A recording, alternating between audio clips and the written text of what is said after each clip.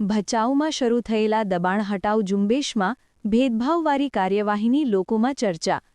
નગરપાલિકાએ દુકાનો આગળના છાપરા, રેકડીઓ અને નડતરરૂપ હોર્ડિંગ્સ હટાવી સંતોષ માન્યો. ભચાઉમાં બસ સ્ટેશન રોડથી દબાણ હટાવ શરૂ. મુખ્ય બજારમાં કેટલીક રેકડીઓ અને પાથરણાવાળા સ્વેચ્છાએ પાછળ હટી જતા રસ્તાઓ પહોળા થયા. શહેરમાં કાયમ ચર્ચાનો વિષય બનેલા દબાણો અને તેને પગલે સાંકડા બનેલા માર્ગોથી ત્રસ્ત લોકોની સમસ્યા બાબતે અંતે ભચાઉ નગરપાલિકા તંત્ર સફાળું જાગ્યું છે. લાંબા સમય સુધી આંખ આડા કાન કર્યા બાદ પાલિકાએ આજે શહેરમાં દબાણ હટાવ ઝુંબેશનો આરંભ કર્યો છે. કામગીરીની શરૂઆત શહેરના નવા એસટી બસ સ્ટેશન રોડથી કરવામાં આવી હતી, જે બપોર સુધી ચાલી હતી. આ દરમિયાન ટ્રાફિકને નડતરરૂપ કાચી પાકી દુકાનો આગળના પતરાના શેડ, રેકડીઓ, પાથરણા અને હોર્ડિંગ્સ દૂર કરવામાં આવ્યા હતા. ભૂતકાળમાં દબાણ હટાવવા મુદ્દે તંત્ર અનેકવાર વામણું પુરવાર થતું આવ્યું છે, જેના કારણે શહેરમાં દબાણોનો રાફડો ફાટ્યો હતો અને રોડ રસ્તા સાંકડા બનતા ટ્રાફિક સમસ્યા લોકો માટે માથાના દુખાવા સમાન બની ગઈ હતી. આ ગંભીર બાબતે ભચાઉ નગરપાલિકાના નગરસેવકો અને પાલિકાના પદાધિકારીઓએ પ્રાંત કચેરી ખાતે જઈને એક ખાસ મીટિંગ યોજી હતી.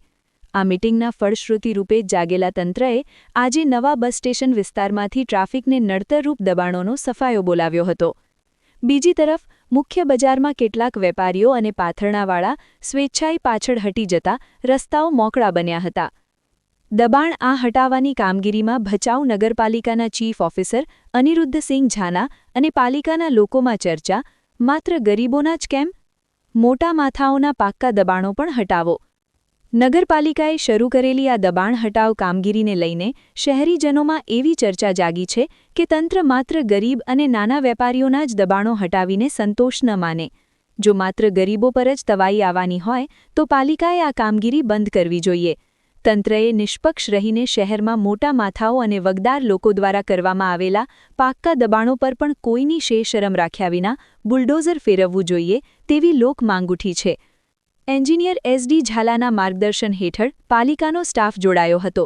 કાયદો અને વ્યવસ્થા જળવાઈ રહે તે માટે ભચાઉ શહેર પોલીસ અધિકારી અને પોલીસ સ્ટાફ તેમજ મામલતદાર કચેરીના નાયબ મામલતદાર સહિતનો સ્ટાફ પણ ઘટના સ્થળે હાજર રહ્યો હતો. Report by Alpesh Prajapati, Bhachau.